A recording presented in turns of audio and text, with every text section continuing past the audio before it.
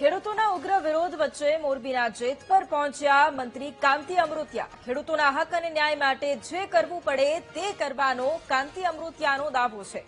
જરૂર પડે તો પીએમ મોદી સુધી ખેડૂતોને સાથે લઈને રજૂઆત કરીશું।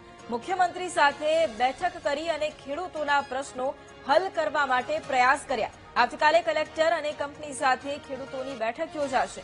2-3 દિવસથી ગામમાં વાતાવરણ તંગ બન્યું તે બદલ દીકરા તરીકે માફી માંગુ છું તેમ જણાવ્યું। મોરબીનું જેતપર ગામ કાંતિ અમૃતિયાનું વતન પણ છે। એ મારું ગામ છે, એમનો ઉકળાટ હોય એના હું ભેગો હોય।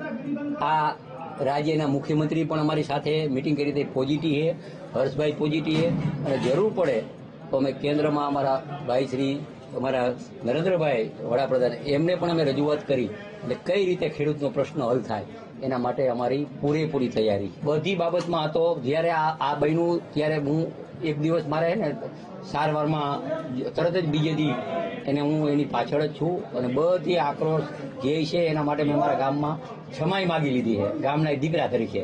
એટલે એ ક્ષમા માગી અને જે અત્યારે જે નિર્ણય છે અને જેતપર ગામ પહેલેથી લડાયક ગામ છે। 15 તારીખે ખેડૂત જાતા હોય તો એના હિસાબે કંઈ અમે આવ્યા હોય એવું પેલા મગજમાં તમે કાઢી નાખજો।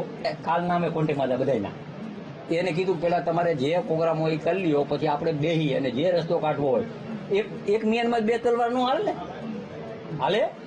હવે અમારે રસ્તો અમારે જ કાઢવાનો હોય, એને તો ભાષણ કરીને વહી જવાનું હોય, ઉશ્કેરવાના છે। રસ્તો જે અમારે કાઢવાનો હોય એ પૂરેપૂરો કોકડથી રસ્તો નીકળશે એવું હું પ્રયત્ન કરું।